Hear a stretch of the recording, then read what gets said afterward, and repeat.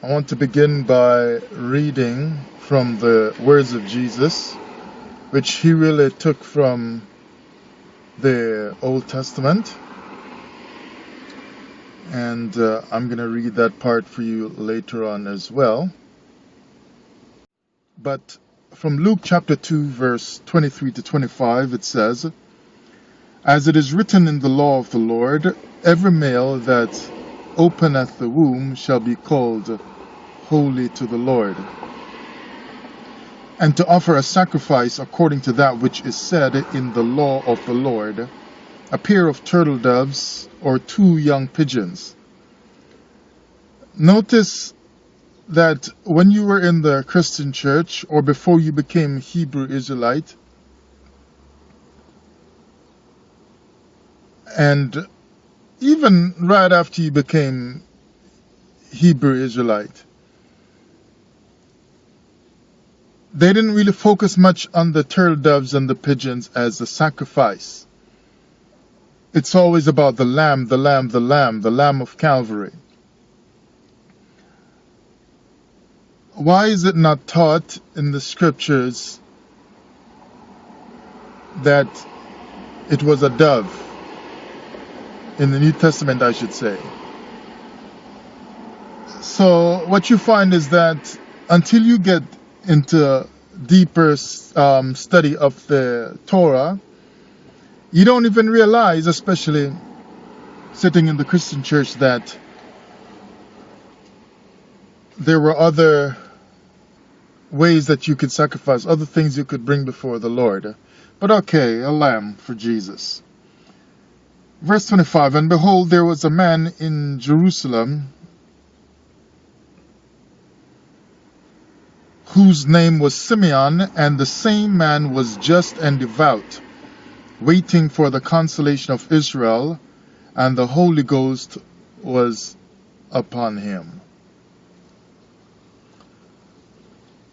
It's like, to me, mentioning this man, and he was just and devout, the Holy Ghost upon him, is trying to move the story along while crediting everything in the chapter, and certainly Jesus, with the move of the Spirit, the move of God. But notice here that Jesus says everything that opens the womb shall be holy.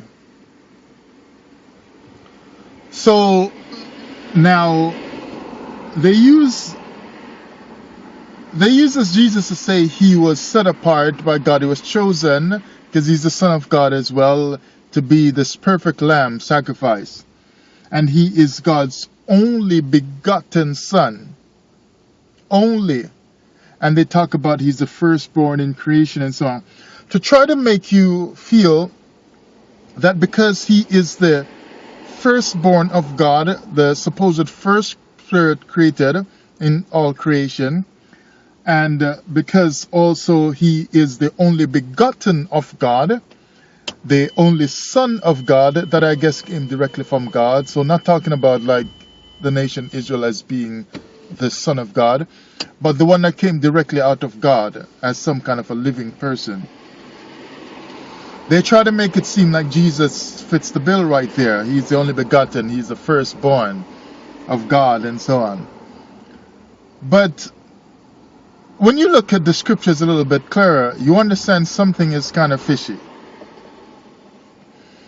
Because if the firstborn is the one that opens the womb, and that one is set apart, like even Jesus is saying here, is written in the law that every male that openeth the womb shall be called holy to the Lord.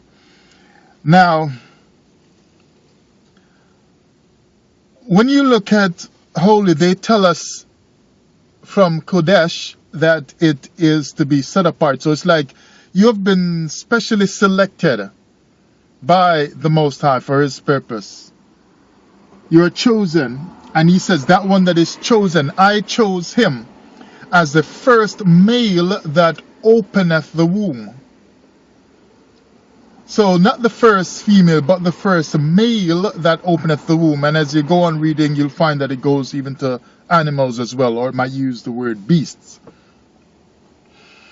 But all those ones who are the first male that opens the womb, those ones are set apart.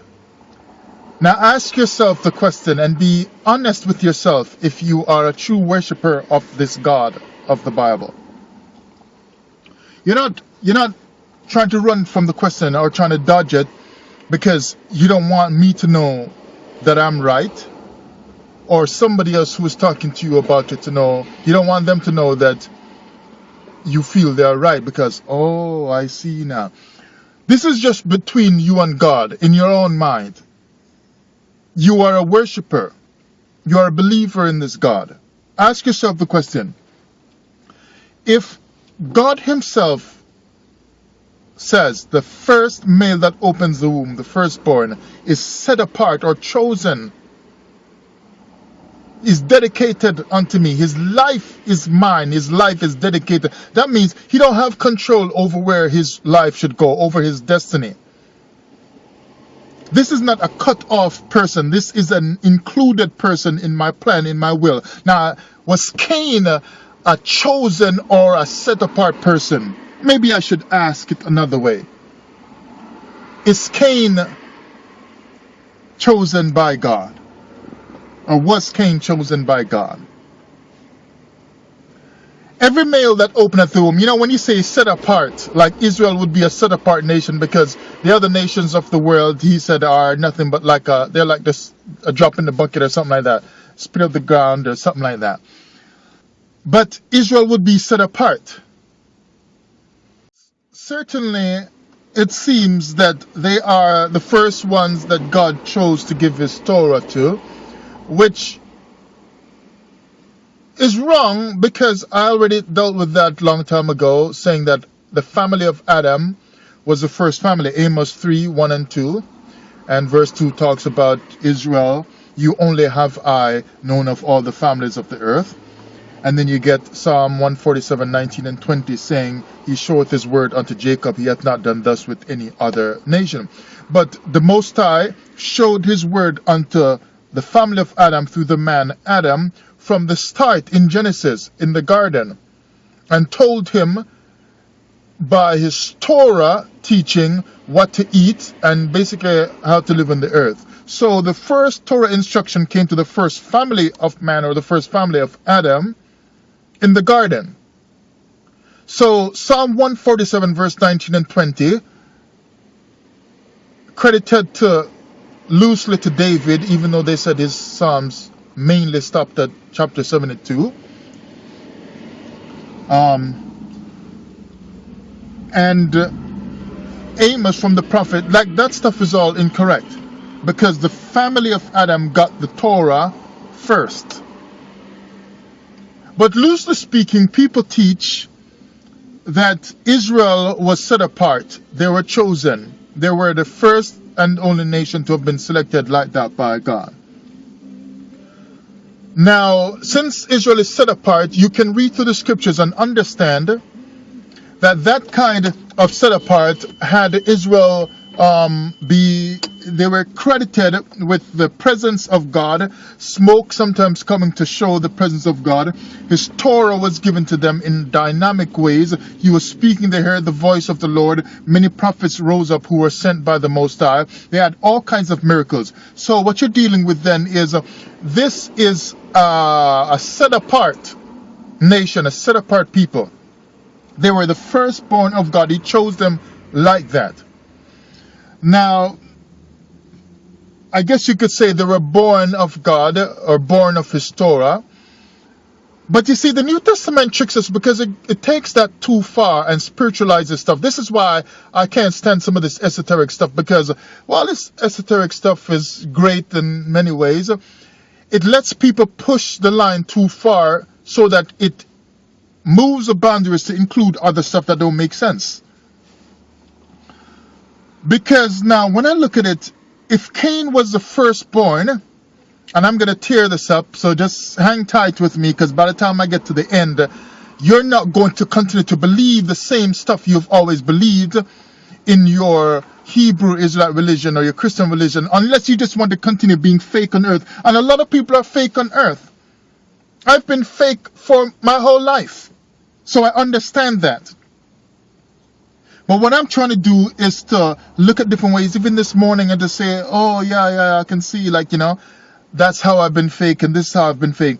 The problem is, sometimes we just don't want to accept certain things. But I found that dropping this religious stuff, this thing called religion, was one of the key things I did that helped me to start to say, I need to change my mind about this, that, and the other. Because religion hooks you. And it makes you not be, like they say, your authentic self. Because religion spirals out of control real easily. But if Cain was the first son of Adam and Eve, then was Cain the firstborn that opened the womb?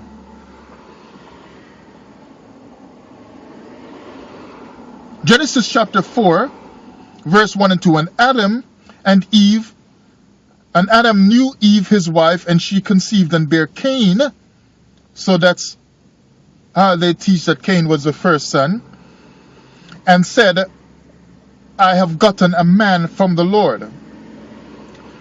And she again bare his brother Abel, and Abel was a keeper, and it goes on, a keeper of sheep, and it goes on. So then Abel came after, and then we know Cain slew his brother Abel, the younger one. He slew the younger one, and then she had another child called Seth. But Cain was the first. So then Cain would be the first male, according to Torah instructions, the Torah that built the world and cannot be wrong, or God would be seen as being a liar.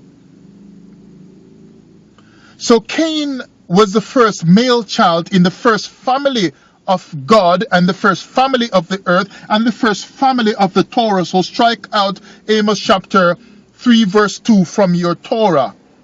It is not correct and it is not of God. And if you curse the New Testament, why are you not cursing the Torah as well for not being of God? Because there is a clear lie in the Torah. Amos chapter 3 verse 2. But let's go on. So now, Cain is the first male that opened the womb. So even though we know the Torah is downhill now, down the tube, because there's another truth problem with the Torah, with Amos 3:2, let's still go on, because I know you still believe the book, so let's just show you more, because maybe people just need more things, to hear more things before they can really, because when you hear the first truth that exposes the book, it's like, oh, but all the other things are true, so you can't, you know something is wrong, it's a turmoil in you. But when you hear more and more and more and more and more points, then it kind of helps you to, look at the stuff a little bit more.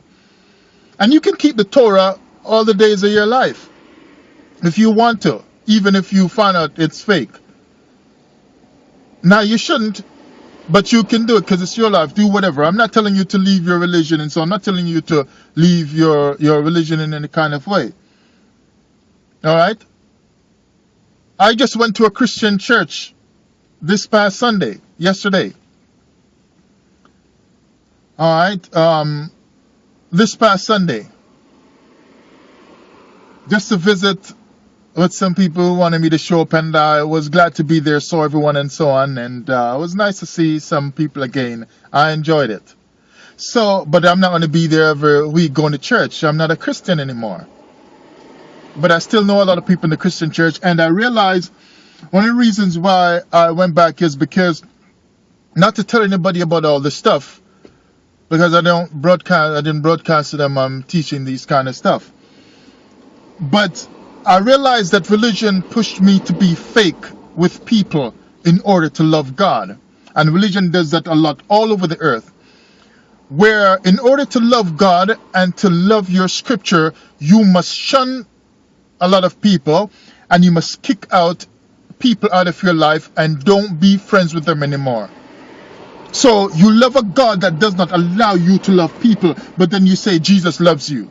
Only when they love your Jesus back, or love your Torah God back, or love your scriptures, are you allowed. Sometimes you're even taught to not associate with the transgressors, with the sinners, and so on. Where I would think that if you're not associating with a transgressor, it should be because it might damage your life, might ruin your life.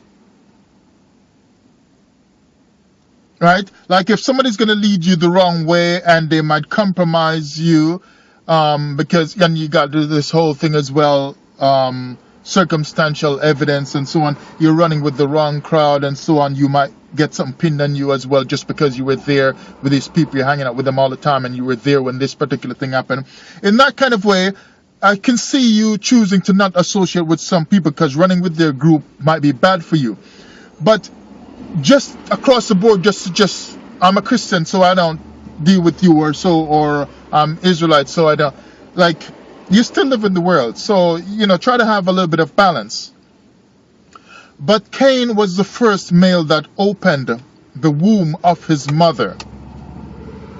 So Cain was set apart.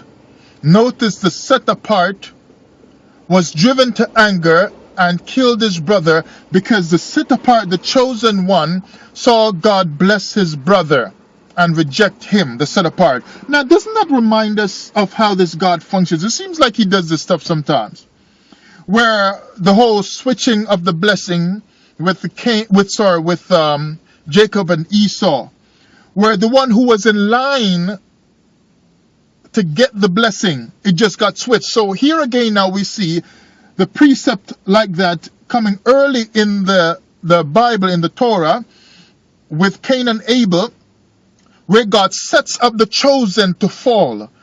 Just like the Hebrew Israelites were set up by God through captivities and punishment to fall, when he could have just forgiven them of their sins, because he's God and he can do anything. I mean, if he can send you to hell for all eternity, why can't he forgive you for sinning against him in Bible days 1,000 times? But his own son Jesus said, no, forgive them 70 times 7 and more and more. And the real meaning of that is forgive them without end. But the God of the Torah, who's supposed to be his father of a wise son, who says continue to forgive them, I mean, because they're your own family, your own brothers and sisters, your own nation. The father says, no 70 times 7 for me. I'm not forgiving you. I'm pushing you into captivity, and the sword will come against you. But Jesus obviously had a different way to look at it, even though he says, I say and do what I hear my Father say and do. Jesus had a different message. So is the New Testament fake? When he had a different message, a different way of doing things?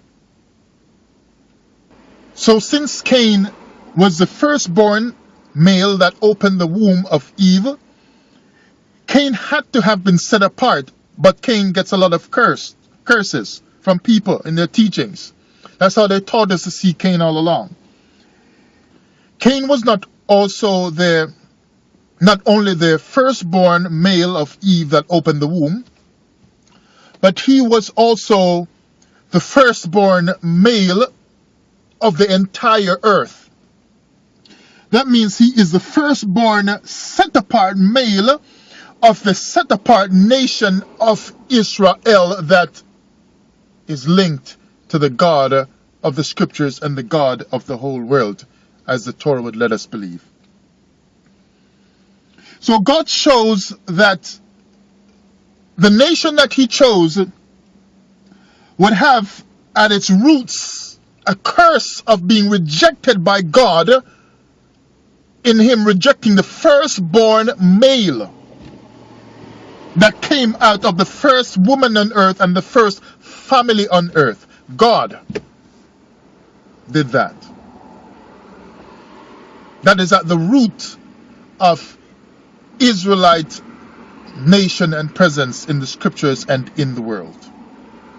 The root of all children of Israel runs back to Cain, who came out of the first parents, Adam and Eve. and their first child was rejected by God, even though as a set-apart child that opened the womb, he was rejected. Let's go on some more. Now let's give another point here to let you know where this Hebrew people are coming out of, is that they try to link you back to Abraham and to Noah, but when you go far back, they don't like mentioning Cain, and Adam is hardly mentioned, although they picked up Adam quite a bit in the Pauline epistles in the New Testament.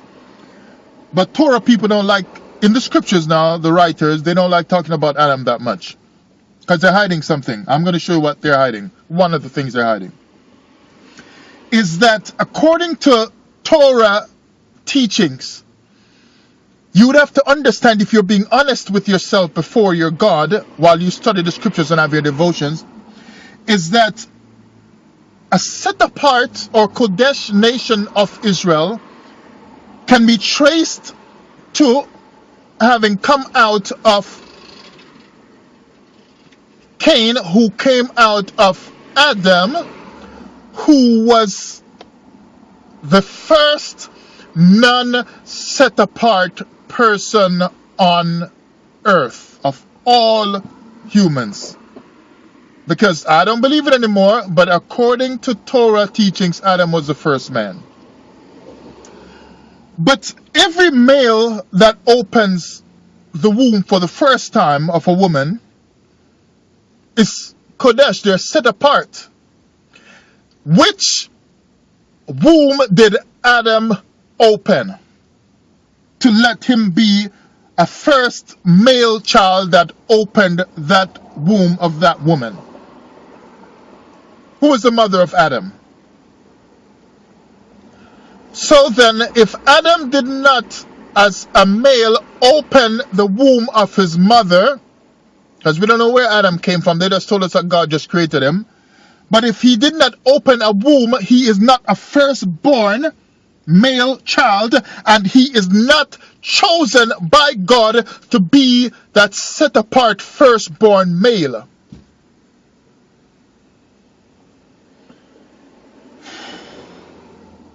And I've been believing this Bible all my life.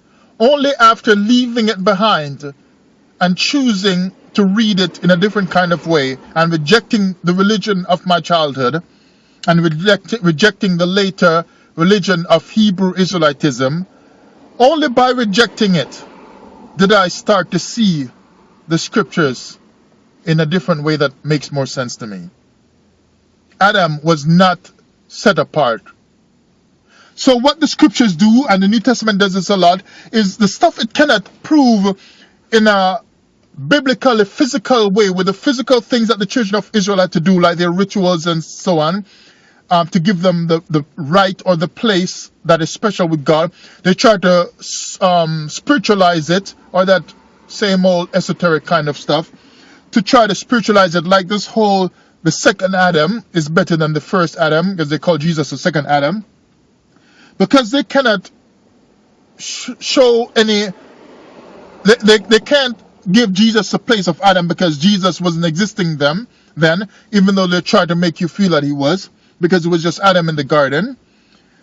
Then they try to make him get the same spot in the New Testament, like the New Testament is starting over the Old Testament, by saying just as there was a first Adam that had connection with God, so Jesus is the second Adam in the New Testament that had a connection with God. So you can get rid of the Old Testament and just have a clean slate with the New Testament. The first Adam is now here. And this time they're going to, but they're trying to show that he's really the second Adam, because they're trying to say he wasn't born of a man. The same way Adam lost one parent because he was born of God, but there was no woman. And so they would use God as the man to say God formed him.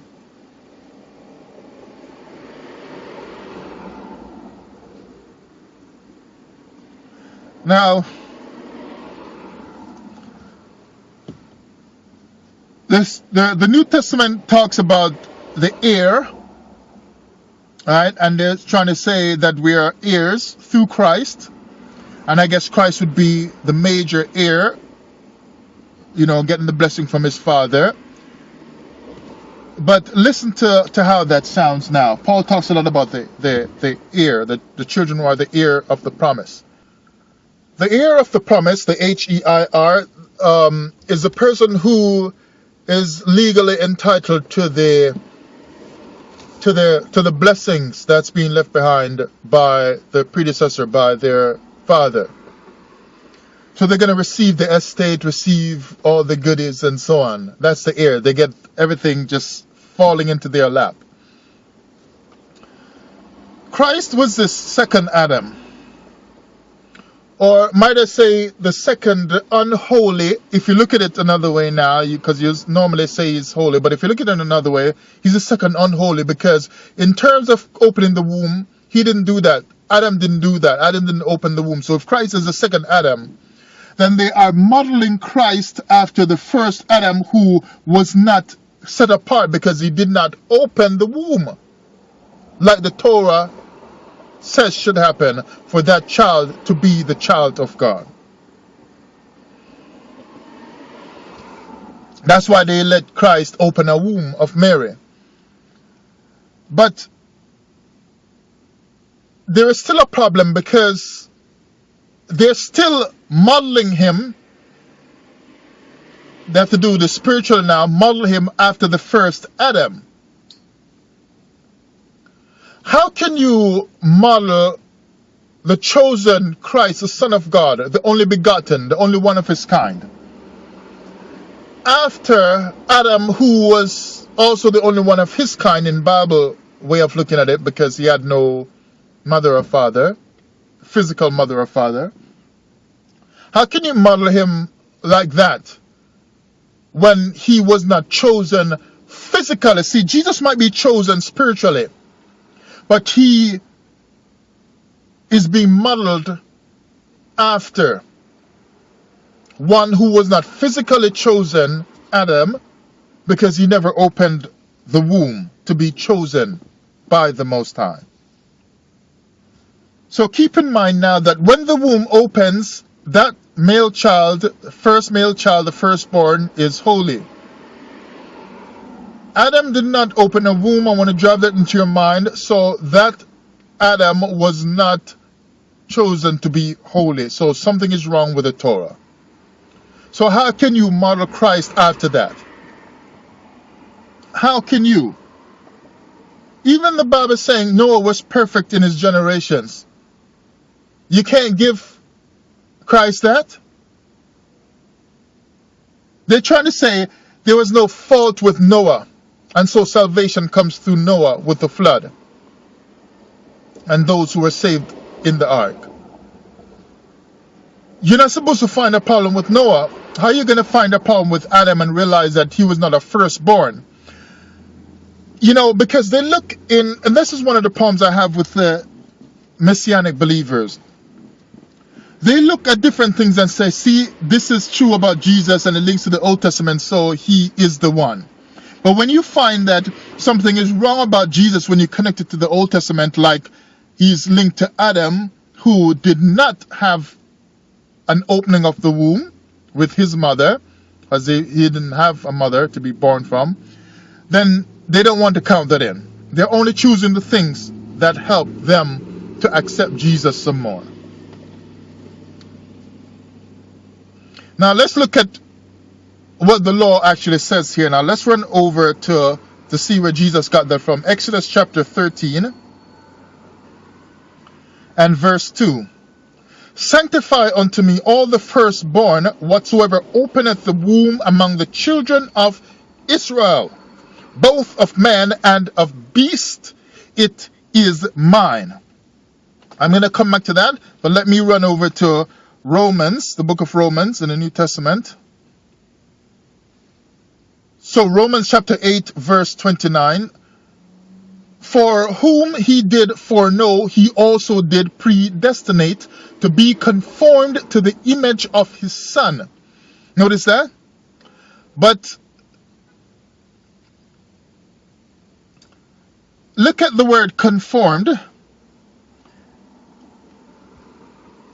It says having the same form as another from the Greek. I don't know how to pronounce that. similar, conformed to, fashioned like unto. And Adam was fashioned or formed out of the dust of the ground. So he didn't come through no womb of a woman to be the firstborn. But this Jesus is conformed to the image. For whom he did foreknow, he also did predestinate to be conformed to the image of his son.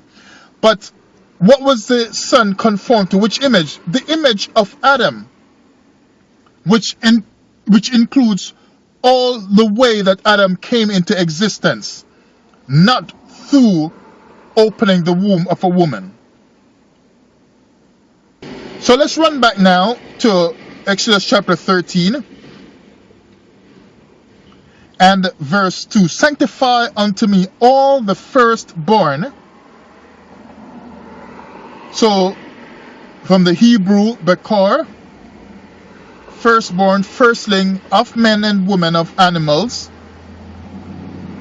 So the eldest, the chief person, right? Sanctify unto me all the firstborn. Notice it is saying the first, but also it is saying that they are born. So that has nothing to do with Adam. He might have been the first, but not the firstborn. Yet Jesus is likened unto this one. So neither Adam nor Jesus should really be seen as being set apart by God. Now God can choose to set apart Jesus because he spiritually made him some kind of way to be his only begotten. But he cannot be linked to the children of Israel as being the firstborn of any Israelite woman, because he didn't come here like that. So there is a rift somewhere, like an earthquake that just splits the ground under the feet of Jesus, or splits the ground under the foot of the nation of Israel, who supposedly trusting in some kind of Messiah that's going to be born.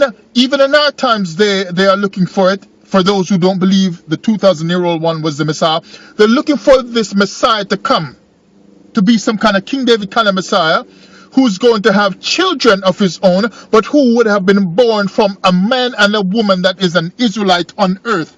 Even in modern times, they're looking for that kind of Davidic Messiah to come.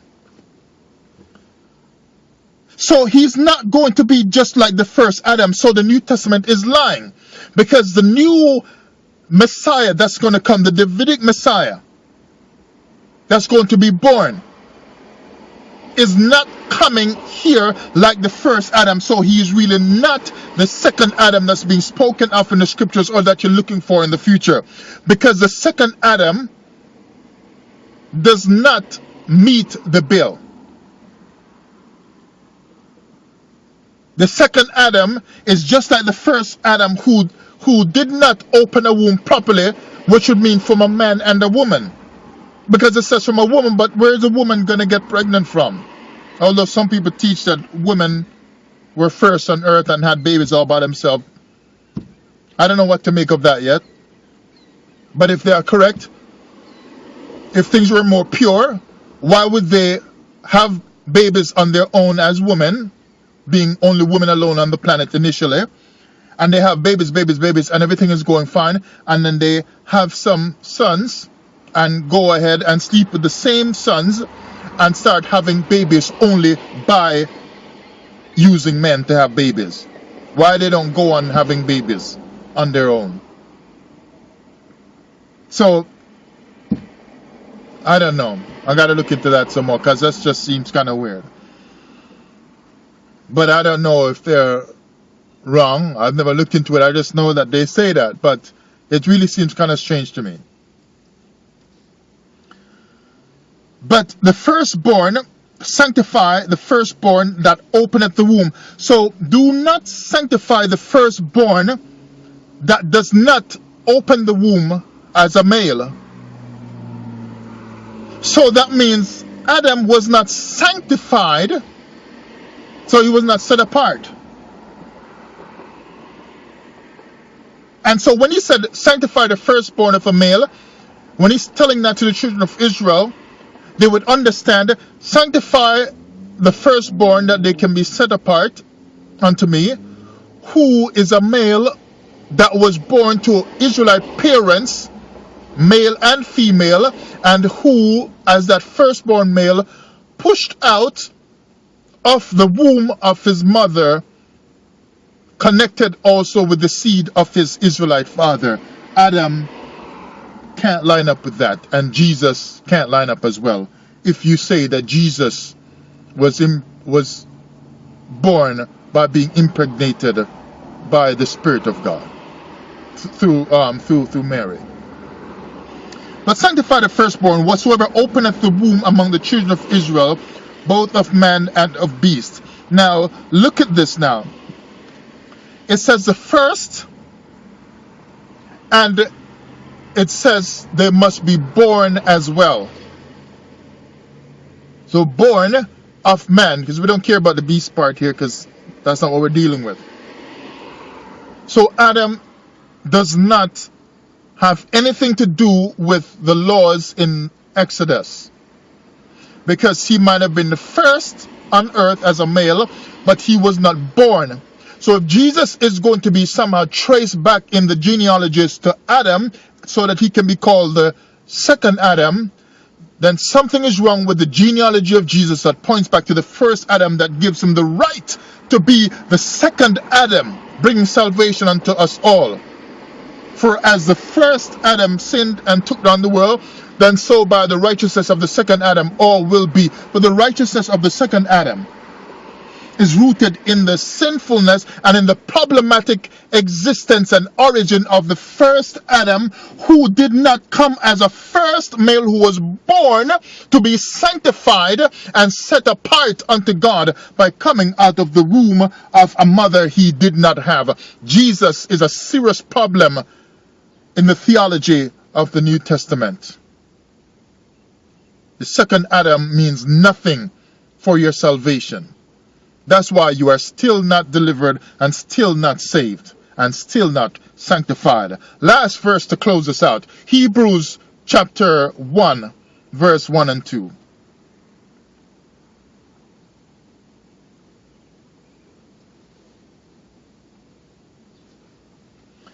Now, having shown that there is a serious biblical problem with this Jesus of the New Testament being linked back to Adam, and showing that both Adams, the first Adam and the second Adam, do not agree with the instructions, the Torah instructions that you cannot break, because they're all part of the 613 commandments. Both the first and second Adam do not allow the commandment in Exodus 13 verse 2, and that kind of talk is repeated in other verses in the Torah about the firstborn male should be set apart, sanctified, that openeth the womb. But I just read the one from Exodus 13 verse 2, but it's there in other places. But both Adams do not allow that commandment to be respected, because they both were lacking a parent. And even for those who in the New Testament said, well, Jesus was actually born of Mary, which I can see your point on that, and that actually makes more sense. But even for you, there's still a problem with the New Testament, because his genealogy cannot be linked back so that it begins with Adam, who had a problematic origin and existence, like I said.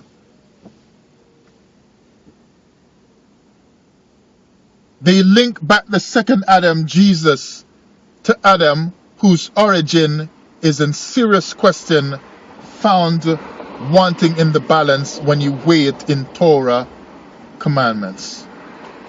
That Adam did not open a womb. So from the start, Adam is not set apart, but Jesus is linked back to someone who is not set apart. The second Adam that comes to give you your salvation is linked back to a first Adam who is not set apart. And that it's kind of like saying, like I pointed out in another lesson, Calvary is not kosher. How the way that Jesus died, and I pointed out that the Roman soldier who killed Jesus, put the spikes in him to nail him and drew the blood, and the ones that whipped him and put the crowns of thorns to draw blood, that one and the next one and so on that did it to him, all those Roman soldiers, those ones are the high priests, or functioning as high priests, because it was a high priest in Israel in ancient times who drew blood from the animal to slay the animal as a sacrifice unto the Most High. So every Roman soldier that flogged him, put crown of thorns to draw blood, those ones were the high priests functioning. And then there would be high priests functioning as a priest of Israel, but who were set up by Rome, because as soldiers of Rome, they would have been a part of the Roman government or Roman Empire. So it doesn't work right. So now what you're having then is that precept-wise, the soldier high priest of the Roman army cannot fulfill Torah commandments by sacrificing Christ, by drawing blood to put him to death and sacrificing him. Because the high priest was the one that put the sacrifice to death. The sacrifice is to kill, Zabak. So in that kind of way, you have to understand there is a problem right there. So now, by showing that this Jesus has a serious problem, you can't link his sacrifice on Calvary to the other sacrifices of the Torah, where the set-apart Hebrew Israelite high priests were doing the sacrifice the way the Torah said it should be done, by using a sanctified high priest who, according to the opening chapters of Leviticus, at Leviticus 1 to 4, read those first four chapters, you would understand that the priest had to offer his own sacrifice. He had to wash himself and his garments and so on, and offer his own sacrifice for himself, for his own sanctification, before he could then offer the sacrifice for Israel. So how is Jesus going to be the sacrifice that is offered unto God for the nation of Israel, when you've got these Roman high priest soldiers who are offering the sacrifice for Israel, who are not sanctified and set apart because they were not Israelites and never kept the Torah, and two, they did not offer a sacrifice for themselves first before they offered Jesus the sacrifice. The second Adam coming to die for you, so that through the second Adam all will be justified, is complete baloney. It is complete pork that you should not be eating, digesting against Torah commandments. It is complete bacon pork strips. Calvary is not of God, and the New Testament is fake. So here now that I've established that something is wrong with this Jesus, the second Adam, look now at what Hebrews chapter 1 and verse 1 and 2 says. God, who at sundry times in divers manners spake in time past unto the fathers by the prophets. So note right there that God spoke in old times in a different kind of way than he's going to speak in new times, in New Testament times, and certainly that means in our modern times. God spoke in divers manners in times past unto the fathers by prophets. But now he's going to do something different. By the prophets. Hath in these last days spoken unto us in a different kind of way. How? By his Son, the second Adam, whom he hath appointed heir. I just mentioned heir a few minutes ago. Of all things, by whom also he made the world. So he made his Son the heir, who was not set apart as the firstborn to open the womb properly, whose genealogy that is important in Scripture, both in Old Testament and New Testament, genealogy is important, but he made him heir, whose genealogy is traced from New Testament all the way back to Old Testament, to a man who was not set apart, Adam, who did not open the womb of any woman. So he is not set apart by God. So the second Adam was set up and chosen by non-biblical standards, by non-Torah standards. He was set up supposedly by the God of the Old Testament to be the example of how salvation should be carried on, to be the example of all that is righteous and so on.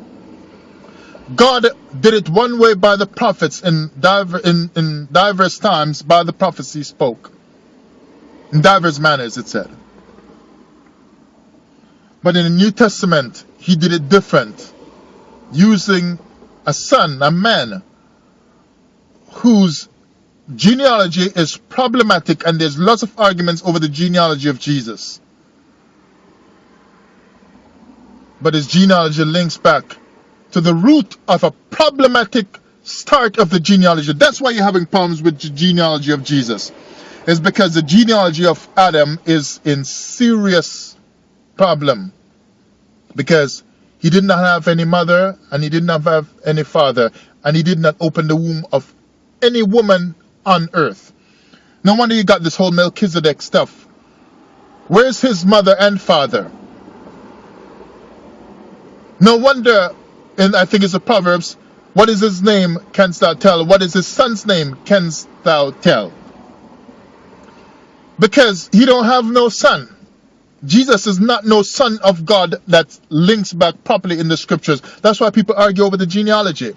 And I just showed you here that even his birth is a problem, where people still argue.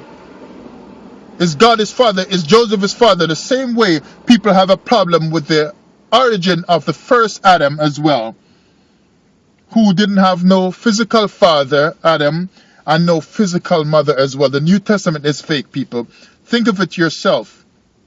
When the womb opens, it's showing you that there is a serious problem with the second Adam, Jesus, just like there was a serious problem with the starting of the first Adam, who never was set apart by Torah commandments in Exodus 13:2, because he never opened the womb as a first male child to be set apart unto the Lord.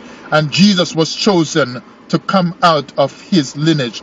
All the lineage going up to Jesus is not set apart, because it was founded on that which is not set apart, because the first man Adam did not open a womb by Torah standards. I'll see you in the next video. I'm glad you listened.